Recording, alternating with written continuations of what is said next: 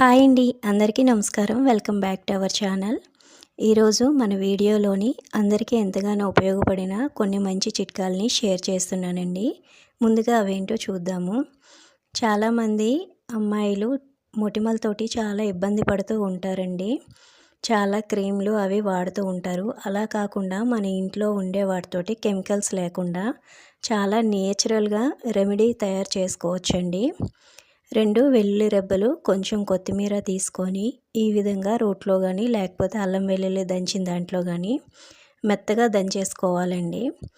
ఇలా దంచేసుకొని మనం night time మొటిమలు ఎక్కడైతే ఉంటాయో అక్కడ మొటిమల పైన మాత్రమే అప్లై చేయాలండి. ఫేస్ మొత్తం అప్లై చేయకూడదు. ఎందుకంటే ఇందులోని వెల్లుల్లి వేసాం కాబట్టి స్కిన్ అనేది మండుతూ ఉంటుందండి. ఈ విధంగా చిన్న బాల్స్ లాగా చేసుకొని ఎక్కడైతే మొటిమ ఉంటుందో అక్కడ ఈ విధంగా అప్లై చేసుకోవాలి. ఈ విధంగా డైలీ అప్లై చేసి నైట్ టైం అప్లై చేసుకొని మార్నింగు ఫేస్ వాష్ చేసేసుకుంటే కొద్ది రోజులకి మనకి అది చాలా బాగా రిజల్ట్ వస్తుందండి. తప్పకుండా ఒకసారి ట్రై చేసి చూడండి. ఈ టిప్ కనుక మీకు బాగా యూజ్ అవుతుంది అనుకుంటే లైక్ చేసి కామెంట్ చేయండి. నెక్స్ట్ టిప్ చూద్దామండి.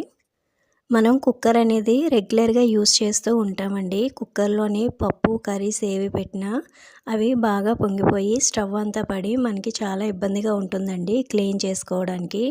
అలా కాకుండా మనం కుక్కర్లో పప్పు పెట్టేటప్పుడు అది పొంగిపోకుండా ఉండాలంటే ఈ విధంగా కొంచెం కుకింగ్ ఆయిల్ ఇలా వేసుకొని మొత్తం కూడా అప్లై చేసుకొని మనం యూస్ చేసినట్లయితే అస్సలు పప్పు అనేది పొంగిపోకుండా ఉంటుందండి.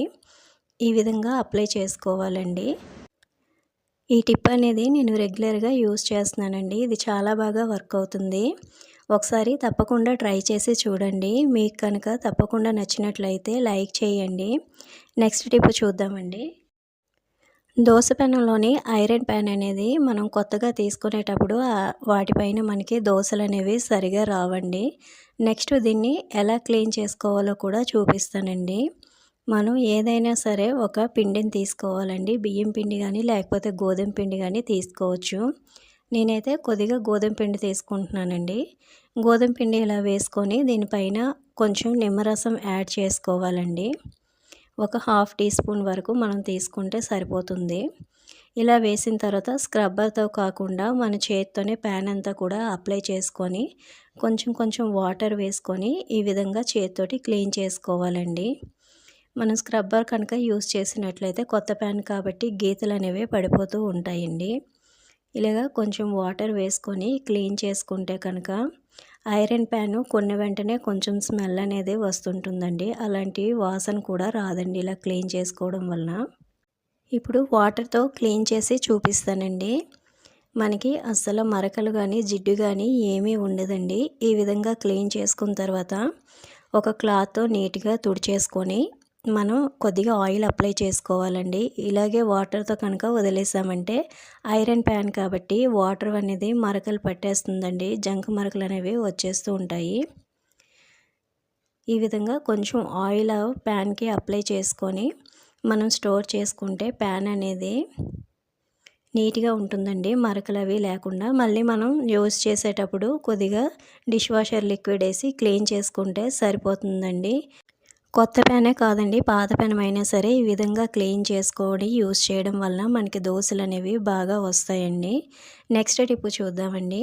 ఒక చిన్న ఆనియన్, మీడియం సైజు ఆనియన్ తీసుకొని ఈ విధంగా గ్రేట్ చేసుకోవాలండి.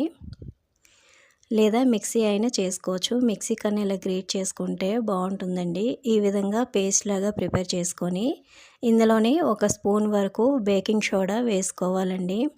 వంట సోడా అండి. ఈ విధంగా ఒక స్పూన్ వేసుకోవాలి.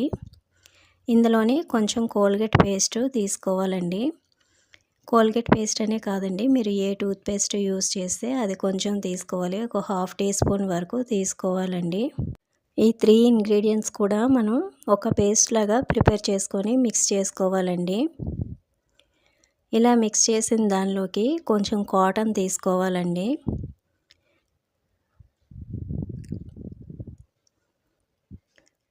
కొంచెం కాటన్ తీసుకొని చిన్న చిన్న పీసెస్గా తీసి ఇందులో వేసుకోవాలి.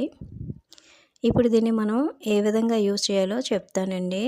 ఇలా మిక్స్ చేసుకోవాలి. ఈ కాటన్ మొత్తానికి కూడా ఈ పేస్ట్ అంతా పట్టే విధంగా మిక్స్ చేసుకొని మనం కాటన్ని ఎలాగైతే పీస్ చేసామో అవి డివైడ్ చేసి చిన్న చిన్న బాల్స్ లాగా చేసుకోవాలండి.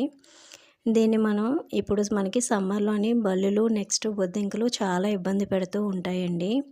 వాటికి ఈ రెమెడీ అనేది చాలా బాగా యూజ్ అవుతుందండి. మనకి ఎక్కడెక్కడైతే బొద్దింకలు, బల్లులు వస్తాయని అనుకుంటామో నైట్ టైం బాగా క్లీన్ చేసుకున్న తర్వాత విండోస్ దగ్గర, సింక్ దగ్గర, నెక్స్ట్ స్టవ్ కింద ఇలాగ కనుక మనం పెట్టుకున్నామంటే ఈ స్మెల్‌కి బొద్దింకలు, బల్లులు అనేవి అస్సలు రావండి. ఈ టిప్ అనేది చాలా బాగా యూజ్ అవుతుందండి. ట్రై చేయండి. నెక్స్ట్ టిప్ చూద్దామండి.